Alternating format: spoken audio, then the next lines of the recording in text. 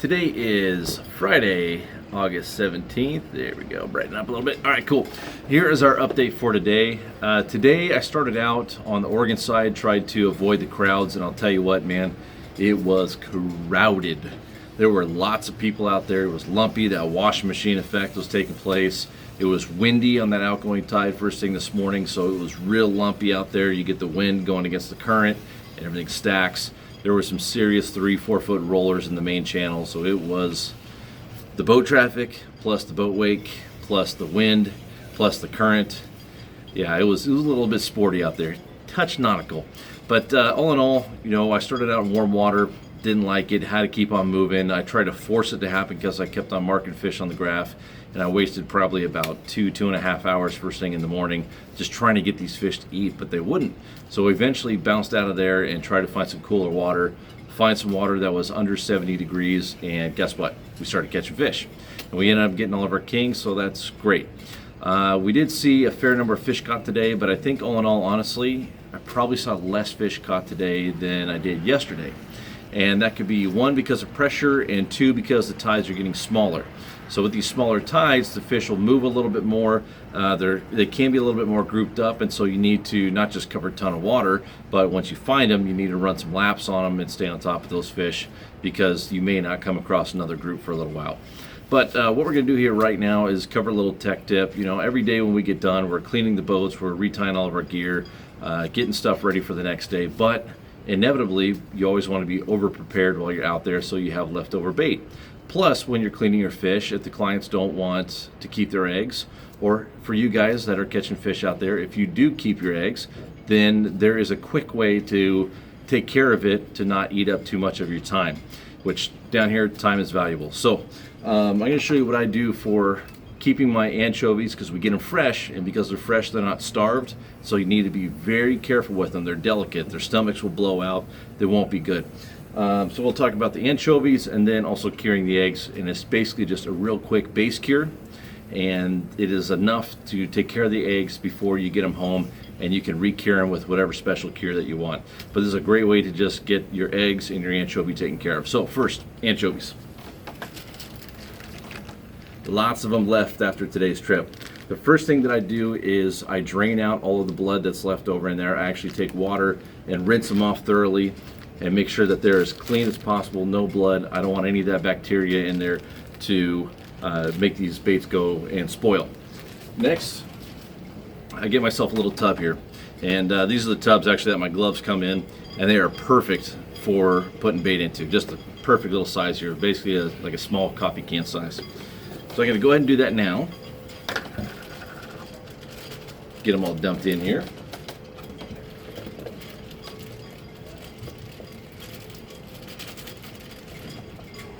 There we go. Got them in. So that is all my leftover bait from today. And they're all in my little jug here. And this is how difficult it is to take care of your baits, that way you can fish the next day. Simplest brine out there. ProCure Brine and Bright. It's so simple. It's already pre-mixed. Everything's done. All I literally do is take this bottle, open it up, and I don't even measure, honestly, and I just top this bad boy off, get it all nice and full. Make sure to shake up the bottle too, that way it gets all the sediment off the bottom. But this stuff has enough salt content in it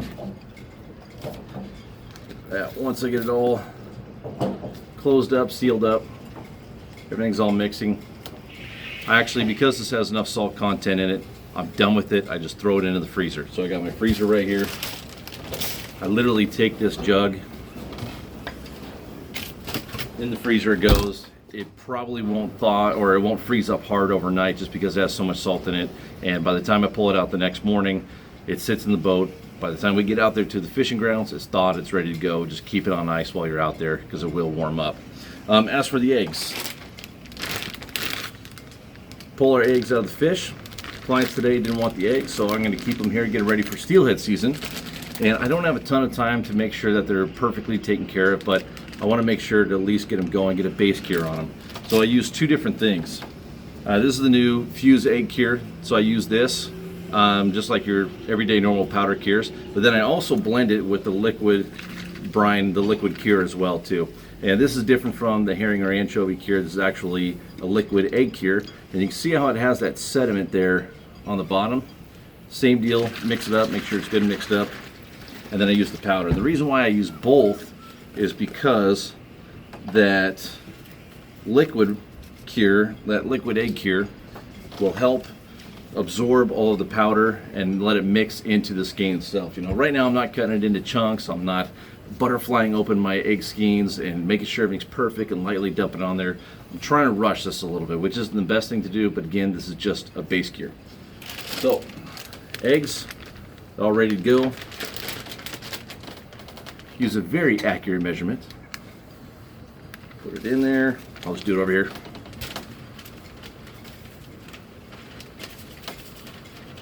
Just kind of eyeball it a little bit.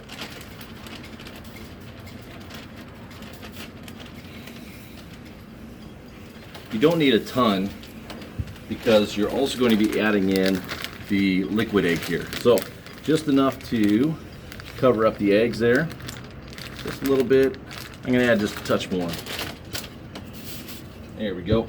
So got enough just to cover the eggs, and before I even try and mix them up, take the liquid egg cure here, shake it up, make sure all the sediment's off the bottom.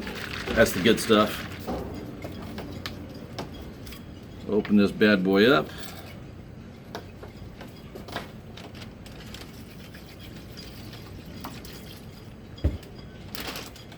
And just enough to get them to cover up that liquid level, just to cover up the top of the eggs there. You don't want to fill it up too high. You're going to over brine them, you're going to burn them. So just enough to get everything mixing just above the level of the eggs. So once I flip them up here, seal up the Ziploc. Again, that liquid egg cure will absorb the powder cure, that fuse. Shake them up, mix them around.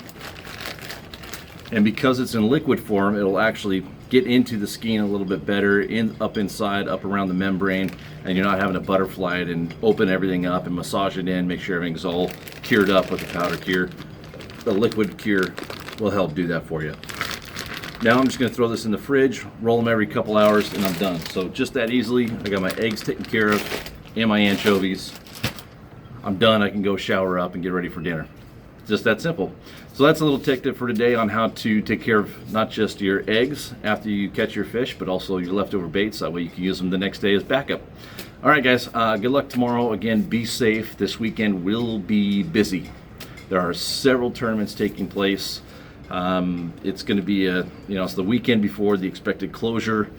It's going to be hectic. So just be safe out there. If you're uncomfortable around all the boats, find someplace else. I guarantee you there's plenty of fish out there where you can go catch fish away from the crowds. So we'll see you tomorrow. Good luck and be safe. Later.